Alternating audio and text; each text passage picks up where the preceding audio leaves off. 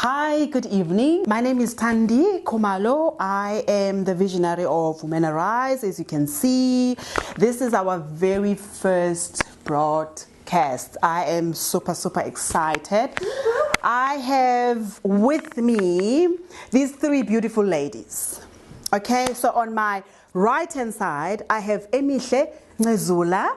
And on my left hand side, I've got Natasha Khumalo, who is also my daughter, and I have Primrose. We're going to be sharing our stories, and since we are in the month of August, which is Women's Month, and we have decided to celebrate, because today is the 9th, so we've decided just to celebrate Women's Month in this way by having conversations. Okay, we're just going to be talking about life. We're going to be sharing our stories. We're going to be sharing our experiences. So yes, so thank you so much. Here we are. This is my question for you, and I've been burning to ask all of you this question. Seeing that you are where you are, okay? If I can start with you, Primrose. You've just acquired master's degree in theology, and you are a woman. How do you feel about that? Have you always envisioned yourself that you will be where you are today? And just take us through the journey. Thank you, Thandi. Yes. I'm so excited, actually. Yes, yes. I have a master's now. Yes. It's something that I've never thought of. Sure. Growing up. Sure. So just a brief background. I grew up in a rural village. Sure. Back in Zim. Sure. And in that village, the only thing that a girl can do is just to grow up and get married and have kids. So I didn't have that much encouragement to study further. Sure. So I grew up with that mentality of, as a girl, just need to grow up and get married and have kids. So just to see myself where I am now is just so amazing. Wow. And the only thing I can say is to say that I can see God's grace. I can see God working in my life. Sure. Because there's nothing that I planned to be where I am now. Sure. But only God has been working in my life. Wow. Yeah. That is amazing. Yeah. So just still being with you, what are the obstacles that you've had to sort of overcome? As you have said that, growing up in Zambia, and then the only thing, Zimbabwe, sorry, the only thing that you can do as a girl is just to grow up and get married. What were the obstacles, or how did you get the exposure of, doing what you're doing now? So I can say that this is gonna sound funny, but get me right. Yeah. I think being a woman on its own is the biggest obstacle. Yes. Okay. All right. I like that. Yes. Yeah. Because as I said, growing up in that village back home, I never really got that encouragement to further my studies and whatnot. Okay. So being a woman is the biggest obstacle. But I just want to thank God, because when I finished my A-level, back in Zim, we have advanced level. So you finish your O levels. Okay. And then if you pass, then you go to advanced level. Okay. So I passed very well my advanced level. And then I tried to apply for, university vacancies. Sure. And I wanted to do, other, fancy things like being a lawyer. Yes.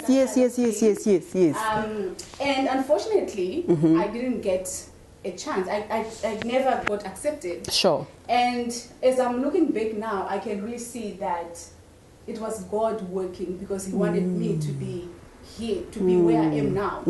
So that time, I had a gap year where I wasn't doing anything. Sure. And one of my uncles, who was a pastor, unfortunately he's now late. Yeah. So that time he asked me together with his wife to just come and stay with them because I had passed my advanced level. They were expecting visitors from Cape Town that time. Okay. See, so they were like, hey, we need someone who can come and stay with us, someone who can speak English, so that, you know, you can help us host these visitors. So I stayed with them. And you know how God works. One lady from Cape Town, it was my first time to see her. One afternoon, she just called me and said, hey, can we just have coffee together? You know, I was so nervous. I'm like, oh my word, you know? But then we had coffee together, and then she said, have you ever thought of going to a Bible college? In my mind, I was just like, are you this now? Are you crazy? What are you talking about? Like, because in the society I grew up in, doing theology is the least that you can ever do in general. You see? So then I was just like, and it's only meant for men. Exactly. Just, you know, just to highlight that. It's mostly for men. Sure. So I was just like, what are you even talking about? But then she, you know, she gave me this other side, you know, like, it's just another option that you can consider. So I said, okay, just like another Christian, I said, I'm going to pray about it. You know, so she left, and then I shared with my uncle, who happened to be a pastor that time, before he died. And then he said, okay, let's pray about it. Actually, we took some time to pray about it. And God really opened the way. And then that's how I ended up going into Bible college. You know, that time I started with a diploma. And then, afterwards I applied to come to George Whitfield College. And now here I am. So that's how God opened the way. It was just through this couple calling me to stay with them for some time that he showed me the way to go to a Bible college. Sounds like a divine connection. It's a divine destiny. You know, it's amazing how God works. You know, you'd have your own plans, and then in the meanwhile He's got these other plans for you. And what I like about His plans is that they connect. You know, there's always a connection. And the passion, it doesn't stop, because you said you've done your degree, and then after your degree you thought, let me go for my honors. And you thought, let me go for my masters. That is amazing. That is really, really amazing. But maybe one more thing to add. Since you asked me about obstacles before. Sure. And I just said being a woman on its own. Sure. I can elaborate on that. Yes. So what then happened when I was so sure that God is calling me to this route of doing theology. The first thing was just, you know, my family on its own was not very happy. Because my family was expecting me to do something better, like being a lawyer. So it took time for them to understand what I was trying to say to them. But then God, afterwards they supported me. The community was just like, what are you talking about? Why do you want to? Because theology back home in my society is associated with poverty, and it's something for it's known for someone who failed their high school or matric. You see, so it's like a runaway kind of thing for someone who's failed. Now they can be a pastor. So now to see someone who passed their high school very well, opting for that was just, you know, like a big no-no. So I was opposed from Okay. But that's, thank God, this is where I am now. Amen. Okay, that is. You know, when you mentioned that, it's an obstacle just to be a woman. You know, because of all the things that we have to go through based just being on a woman, you know what I mean? And how God can use that, and still His glory, you know, will be seen in that, or will be revealed in that. That is quite amazing. Because like while doing theology, where are you going to work? Because in the church we don't allow women to preach. So why are you wasting your time? Why are you taking this route? Rather use your life for something that can help you. So back home, because in my church, well, women can preach, but they're not really recognized. So people were questioning me. Around that. All right. That is very interesting. I like that, because I think those are the things that I struggled with. I was going to say, you know, I struggled with a lot of that. I think I was even at a time where I didn't want to accept even the role as pastor. And I didn't even have to tell people that I am a pastor, you know, but they were like, you are a pastor, you know. But because of, you know, the stigma around that, exactly, as a woman, no, you can't be, or you have to be married to be a mama pastor, you know, mama mfundisi. You can't just have that call upon your life. And then for me, I found that it has sort of delayed me in a way, because I was running away from that. I was married. I just wanted to submit to my husband. You know, he's the pastor. You know, you go and do this. And I was hiding behind that. And there's a whole lot of things that had happened for God to actually say, I actually want you. You come out. You know what I mean? He actually allowed divorce in my life, I would say. You know what I think when I look back, when I look at my situation, I feel like he was just searching for me, because I was just like hiding there. Like, no, this is not even allowed. You know, who's going to listen to me because I'm a woman? You know what I mean? Oh, yes. Having said, Natasha, can we hear your side of the story? Because you know, as a single mom, full-time job, and you've just finished your degree. Yeah. All right. Can you tell us a little bit more about that as well in your journey? Just hit the standard, girl. Yeah. I'm like, what's more? Do you know what I mean? Like, what do I say? Yeah. So I've just finished my degree. I'm also a single mom, like you said, and I'm working.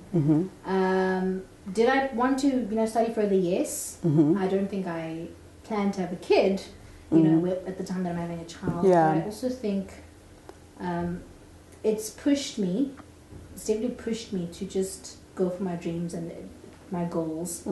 So in a way, I think God almost let it happen so that I could identify and realize who I am and my capabilities. I don't know if that makes sense. Yeah. But before, I was very nonchalant, just too comfortable. And I think after having Dombi, I realized that, no, man, you have a lot to achieve. Like, in as much as you're not just living for this little person, but I'm finding so many things about myself. Sure. And I'm growing. And sure. About love, sorry. Yeah. I'm learning so much about love and unconditional love, and it's just there's so much growth. Looking back, you know, 8 years ago, I have grown. Sure. Miraculously. It's like two different people. And so coming to what I'm studying, I think it links even with what I'm doing at the radio station. Sure. So for me, I was scared of the idea of going into ministry. I don't think I've shared this with you. Okay. And then even like marrying a pastor, like for me it was like all scary. And now ministering doesn't have to be standing in a pulpit. Absolutely. You don't have to stand in front of the Absolutely. Yes. Yes. So in my journey now, I'm going, okay, Lord, you're very smart, God, because now I'm studying. I've done this communications degree. I've done news editing at CC for a minute. It didn't link. Sure. And now I find myself presenting, and now the two meet. Sure. Communications, you need to be able to relate with people. Sure. And relate with different types of people. Again, this presenting gig at CCFM, the lives that we're changing just by getting up in the morning. Yeah. And ministering. Yeah. You know, using your voice to change. People literally say, listen, we are blessed to be able to be reminded that Christianity isn't just about being rigid. And it's not limiting. You can laugh. Yes. There's joy. Absolutely. So I think I'm definitely in my purpose. I'm living my purpose. Amazing. And the obstacles that I can think of, at first I thought maybe having a child would have been my greatest obstacle, but I don't think that's it. I think for me, my obstacle was just balancing my time. Sure. If that makes sense. Yeah. I'm forced to be able to balance my time. Literally, time is so important. Being able to manage your time is, people take it so light and like take it for granted. And now for me, I feel like being able to work, study, be a mom, I'm almost forced to manage my time. Wow. Because I feel like if you can't manage your time, you're not gonna go far. That's So working a full-time job that demands so much of me. And then also studying, and I felt it particularly in my last year. I was like, I don't know if I can do this. It's a bit much, but I was forced to go, listen, you can. you're able, you're a woman. You know? And so that's the other thing, going back to your question, women are so strong. Like you're even though we hate to always hear that, hey? But that's the reality. Yes, I mean, you almost have to just get on with it. Yes, and it's absolutely. not to say that women are not. We're not allowed to be soft and not to break and sensitive. Yes. But the fact that we're able to achieve so much over and above these obstacles, the fact that you're able to achieve what you achieved, it just shows the significance and the importance. Amazing, you know, amazing. Of being a woman in this time. You know, again, God, I love you. Yeah. You know why? Because you mentioned the fact that you know, had a child. Yeah. And in the eyes of men, that is like a what? Yes. You know what I mean? Yeah. But with God, it's amazing that God can take what is negative in our eyes and use it and connect that to your purpose. Yeah. That for me is, I mean, like, as I've said, I've seen Natasha, she would come back from work, she will do her assignments like 3 o'clock in the morning. I'm like, where does she get them? Is she even my child? Like, I don't know whose child she is. You know, they're pushing and they're pushing and they're pushing. Yeah. So it's just amazing how God can just use something that seems to be so weak in the eyes of men and just take that and say, that's exactly what I need to turn your situation around. Yeah. Amazing. We love you, Lord. Yes. We've got another amazing young dynamite. Beautiful. You know, beautiful dynamite. Emihle Ngezula. Emihle, I know that you this is just like your first year in varsity. You know, I think I've known you ever since she was like 7, I think. 6 or 7. Like today, she's almost like 20, and she's this young woman evolving. And do you just want to share a little bit of your story? You know? Yes. Well, about myself, where do I start? I grew up in a small town. Well, not a small town. It's Khayelitsha. I grew up in Khayelitsha with my mom, a single young mom who got me when she was 19. So it wasn't really easy for us. So we just went by, as people say. So we just lived on everything that we got. So she told me when she was a bit like older now. Yeah. She was like, okay, then I planned this whole life when I was younger. I planned to go to varsity. I planned to do this. So looking back now and looking where I am, I'm like, she actually did this for me. Where I am now is where she would want me to be. Okay. Because she worked so hard at that point. But when I was younger, I used to be like, why doesn't she spend time with me? Why am I always alone? And things like I used to complain, not knowing that she worked for my purpose today, for my dreams to come true today. So, well, I went to a very, as they say right now, it's a posh school. Okay. So, I attended a school in Claremont. So for me, opportunities were more, but for her it wasn't. Sure. So I was kind of forced to live my life. It was a pressure living my life and living her life too. Sure. Okay. Because it was a pressure of she couldn't do anything because she had me. Okay. So that was my mentality. Yes. She didn't actually live her dreams, so I must actually do something for that. The pressure. So the pressure was on. It was like, okay, she sent me to school. She got money. She worked hard. The little money she had, she sent me to this particular school. To learn. Yes.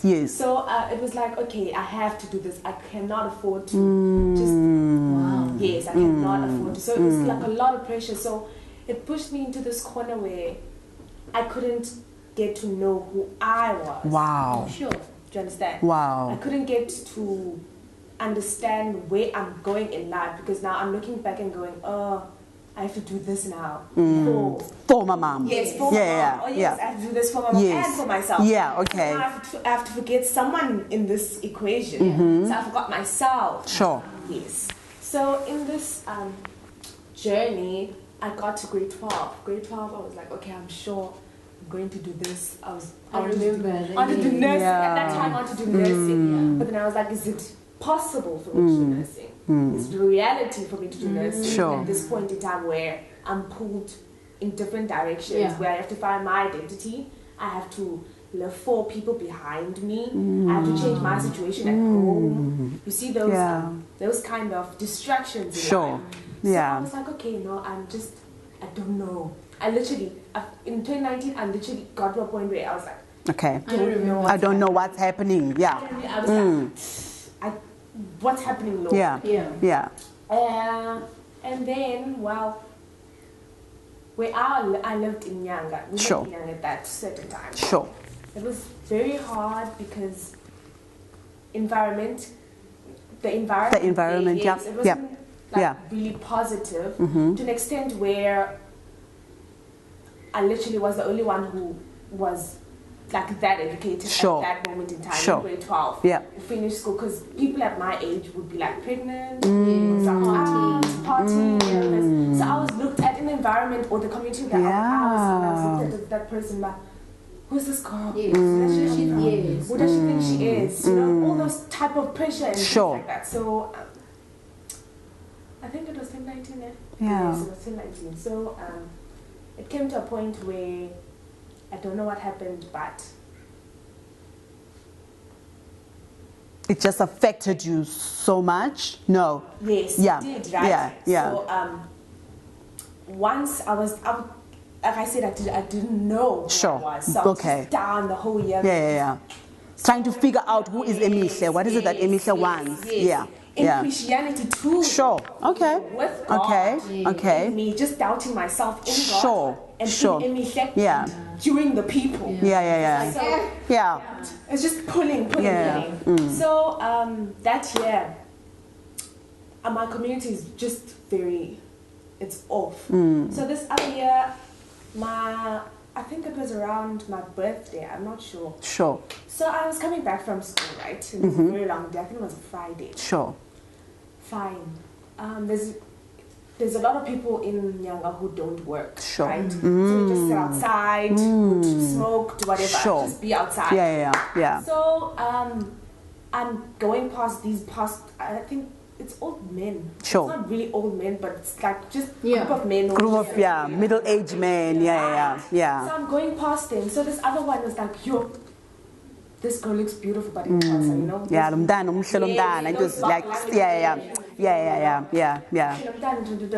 then I didn't really pay attention to it at that moment in time. But then from that day on, it kept continuing. Right? I was like, okay, why is this happening to me only? When I used to go past a group of men or group of people like that. You mean these comments? The comments directed to you? Like, why is this happening? Demeaning us. And then I used to just let it pass, let it slide. And then it continued for some time, which I didn't understand because it now started to affect me. Like, why is this happening constantly? So now this one time, it was a group of men, but then this other one got out of the group, so he followed me. So following me to my house, I'm like, okay, no, I feel something. Something is not okay. Something is really not okay. This man is not like giving up, he's just following me. I'm about to get to like my street, right, from school. Get to my street, he literally grabbed my bag. He pulled me. And they were like, why don't you answer me when I'm calling your name? I'm like, Jesus, okay, this is like a test. What is this? I'm shook. I don't want to say anything to him to just make the situation worse. And like, I'm scared because like I came home 5 o'clock because I had like soccer practice. So I'm like, I'm tired. I'm shook. I'm like, Lord, what's going on? What's going on? As a woman, you can't like. Talk back to a man. And literally older than me, you literally could see. So I was like, okay, what's going on? He's like, turn around, no. I'm like, brother, obviously, what's happening right now? I know what's going on. I'm just gonna get home. I'm just gonna put my bags down. I'm tired. Pull me back. I was like, are we now? he literally grabbed my hand, and then there was this. How do you say "honchi" in alley? Like an alley. Yeah. Yes, and then no one was there because like It's just you and him. Yes, it's just Okay. me and him. Yeah. He started touching me inappropriate. I'm like, dude, leave me alone. Yeah. Yeah. I just came from church. Yeah. I'm in I came from school. school. Yeah. Yeah. All right, Lord. Yeah. I don't want to do this anymore. Please leave me alone. I would literally do anything for you to leave me alone right now. At that moment in time, I was so shook. Sure. Yeah. So scared. Yeah. But then I was like, if I just keep quiet, maybe He'll stop. Yeah. He'll stop. Not knowing that it was just the worst. Yeah. What happened. So, It's okay to cry. It's okay to be vulnerable. It's okay to, I think this is it's okay. Don't even feel bad. Don't feel bad about crying. I think this is the no tissue here. Yeah, you know, this is what it does. You know, the fact that you're saying that you don't want to cry, this is what we do. Yeah. You know, we hold our tears back. As women, we can't voice out. Yes, you know, you feel like you've got to be strong. Exactly. You can't be crying. Yeah. And it was just the other day where I posted something about our tears. Yes, I saw what they mean to God. Yeah. You know, our tears are actually very much connected to our feelings, the way you feel. One of them said 1% of our tears, 1% of it is water, 99% of it is emotions. Yeah. So when you do cry, you communicate. God understands you even better than when you utter words. Yeah. You know what I mean? So it's healing. Yeah. You know, I remember this lady in Luke chapter 7. Somewhere in Luke chapter 7, I can't remember the verses, where she heard that Jesus was at some house, you know, and she's like, I'm gonna go there. As a wicked sinner I am, as everyone has been calling her, you know, she was a prostitute, but she just made up her mind. She went in there. I can just imagine her, you know, walking in there, there's men, you know, everyone knows her already. She didn't say anything. Yeah. She wept. Yeah. So crying is okay. Good. That is the message that I want to convey to each and every. It's okay to cry. It's healing. yeah. Okay. It's okay. Anyways, and then he literally grabbed me down, pushed me to the floor. I was like, okay, like, is no one going to pitch up at this point? Sure. Like, is no one going to come and just like Just see bring everything? Like, there were so many people in the street, like right now, and Everyone is just gone. It's quiet. miraculous. Yes. So at this moment in time, I'm just thinking of all these 1,000 things that can happen to me. Yeah. He could kill me Yeah. because he doesn't want to be seen. Yeah. He could just a lot of things were running through my mind. Yeah. But then one thing I was like, you know, Lord, in anything, I just want to be alive. Like, there's a lot of things that I want to accomplish still in my life. I'm too young to die. Yeah. I'm sure. I can remember even that was like the only thing that was stuck in my mind. I still want to live, Lord. Even if it does anything to me, it's fine. Let me just live. Sure. So at that moment, he took off my clothes. Fine. And he took off his pants. Wow. Sure. He took off his pants, and I was like, okay, it's happening. I'm just, I'm not even gonna scream because I'm gonna make it worse if he screams. If I scream, so it's fine. On the floor, and then he took off his pants. And he was about to do whatever he was doing, and then I think strength. Because now inside I was like, Lord, please. Strength grew inside. That moment. Wow. When he was on top of me, I pulled him close, and I was like, if you do not get off me right now, I will scream on top of my lungs. That's what I said. I was like, if you do not get off me right now, I'll scream on top of my lungs, and everything will go south. If you don't want to die, get off me. I was like, what do you want? At that moment, I was like, what is he even saying? He said, I literally remember every word he said to me. He was like, what do you want from us? You literally pass us by every day and expect nothing to happen. And I was like, Sure. no, it cannot be. Yeah. This is more than what men can do to women at this point. It's a spiritual thing. Yeah. You understand? More than I could even fathom at this point. Because when we grow up, we don't know that things like this will happen to us. You know? Yeah. So at that point, I was like, okay, all I can do is just push him because now he stopped. Yeah. Because he was still talking to me. I was like, all I can do right now is just push him away and run. Run for your life. Yes, that's what I did. I ran, I got home. Thank you, I Lord. cried. Yeah. Yeah. And I thank God. I was like, in my inside, I was like, you know what, Lord, thank you so much. Yeah. I am alive. Yeah. But then at that moment, I never told my parents anything. Sure. Like I was like, you know what, maybe it's my. I was blaming myself so much. I was like, maybe it's my fault. Because he said you walk past here every day and you think this person and you think.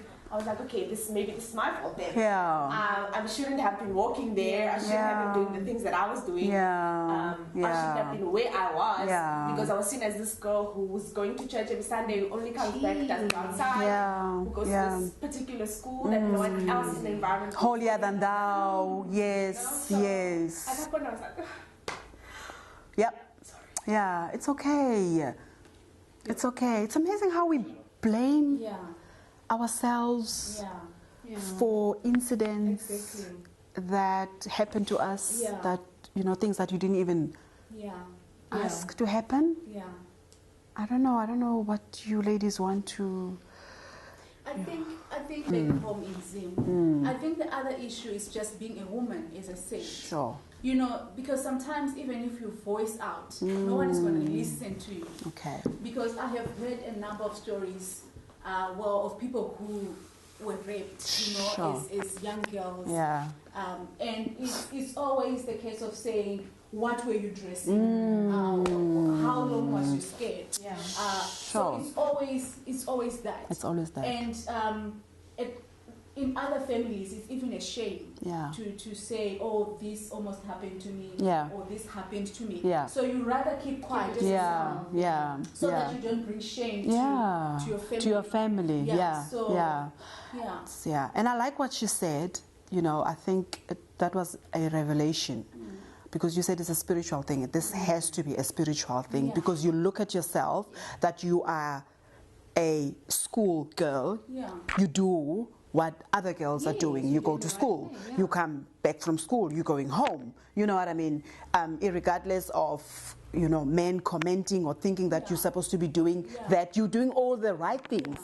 Yet, you know what I mean? You go through. That crisis. I don't know if I should call it a crisis. You know what I mean? And you even take it back and you say, it has to be my fault.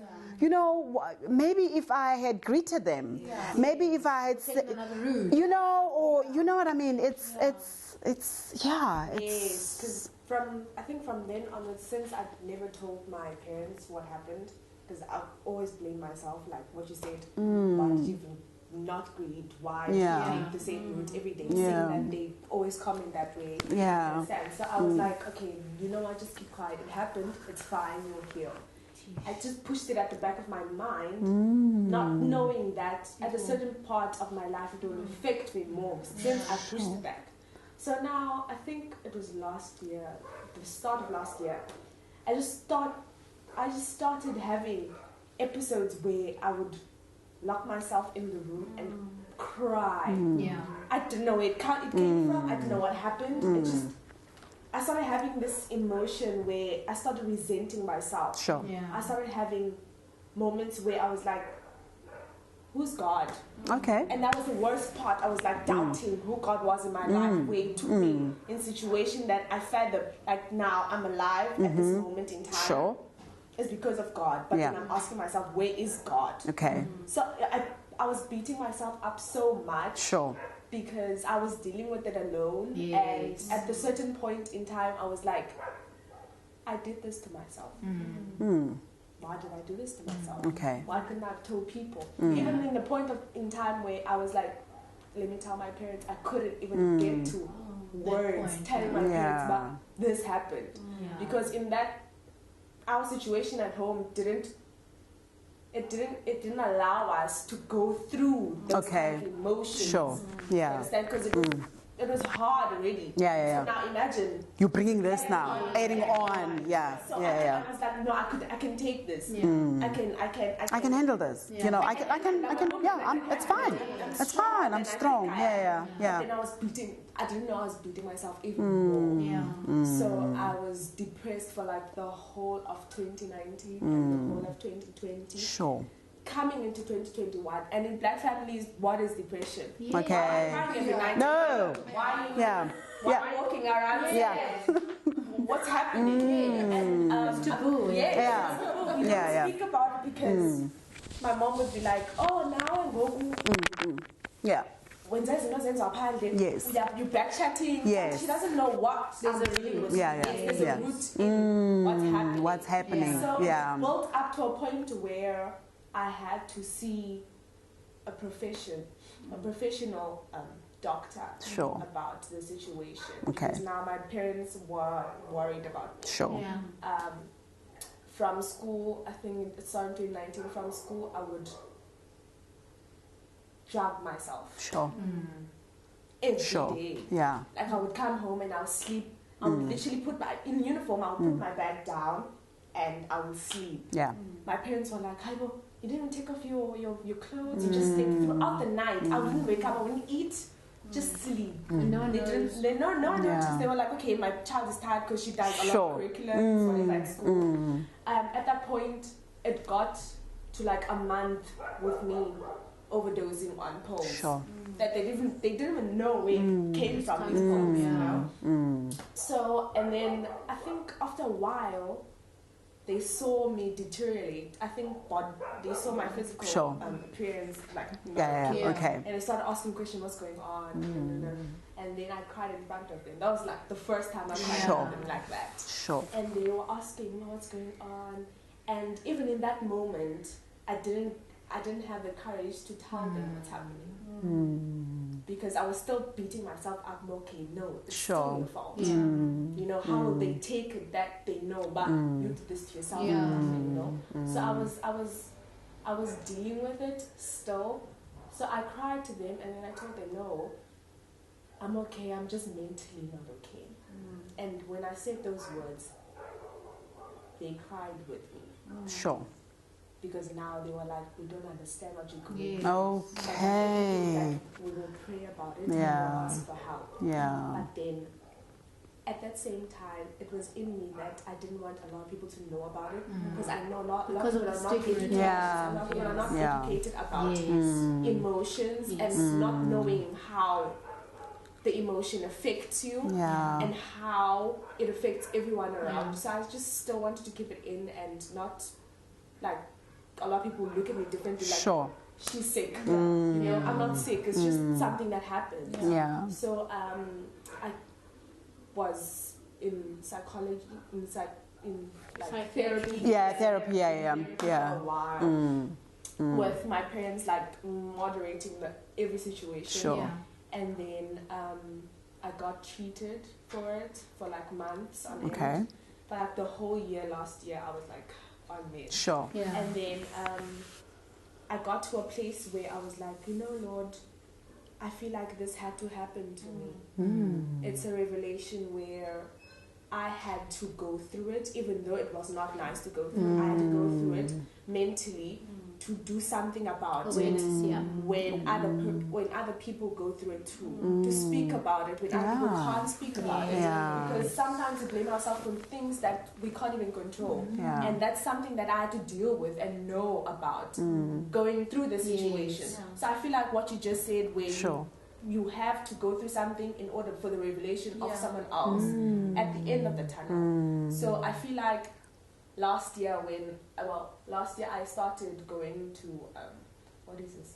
I started volunteering in hospital. Okay. Okay. Yes, I started volunteering in hospital, and there, where I was put in a psychiatric ward. Okay. Yes, Okay. a lot of people were. Okay. And it was so Wow. hectic. I was like, no, man, this is real. This happens. And not a lot of us know about Exactly. it. Like, black people don't know that being not okay is okay. Yeah. Okay. You know, acknowledging the That fact I am not Yes. Okay. And healing with how. Yes. Dealing with it, yeah. dealing with it, and you Yeah. can help in being in knowledge of it, so that other people can accept me the way that I am at this moment. Yeah. So I was like, you know what? Let me just learn about it, you know, so that I can help myself through this healing process. Yeah. Because Sure. it's a process. Yeah. You know, life is a process. Yeah. As I said, life is a process, and healing is also a process. Yeah. So I started applying last year. I think like early last year. I was like, Sure. okay, I'm not even sure if I'm going to get in school, but let me try. Let me try. Let me just try. I want to see through in life. You understand? I want to help others and help myself through the process. So I started applying. I was like, okay, let me just try my luck. Lord, you're in control. I trust you in this process. So I applied, and I think late August I got the reply where I had to go and study air roads. And at that point, my parent had given up on my wellness. Sure. Because I was literally in the darkest place. Sure. And no one knew about it because I always laugh. Yes. But I always laugh, sorry. Yeah. I always used to laugh and smile and just keep this persona. But no, I'm okay, because I never wanted people to know that, oh yeah, she's dealing with that. So, you know, being set apart because of what, So I never wanted that. So I never told anyone. So my parents, at this point, I literally only told my parents at the start of this year what was happening in my life. 2 years ago. Sure. Literally, this happened 2 years ago, and I'm Only speaking out. yes, Only speaking, yeah. because of this healing process that I was going through, not even knowing that.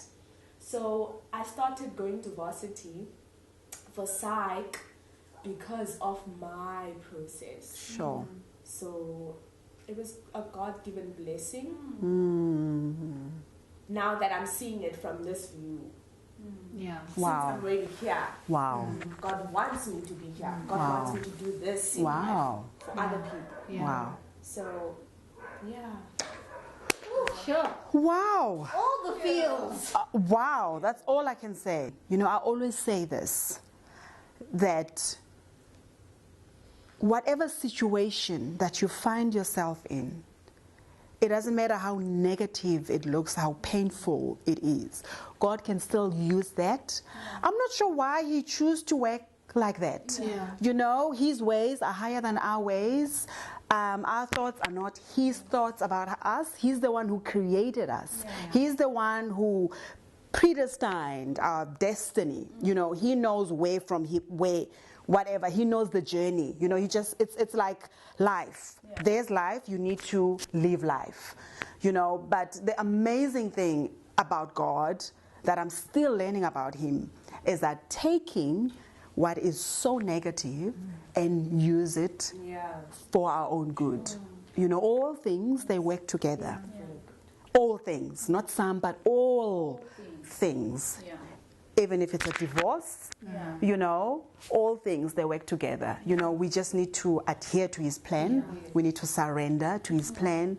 And you know, I am so grateful for this time that we had together, ladies. It has been amazing. It has been inspiring.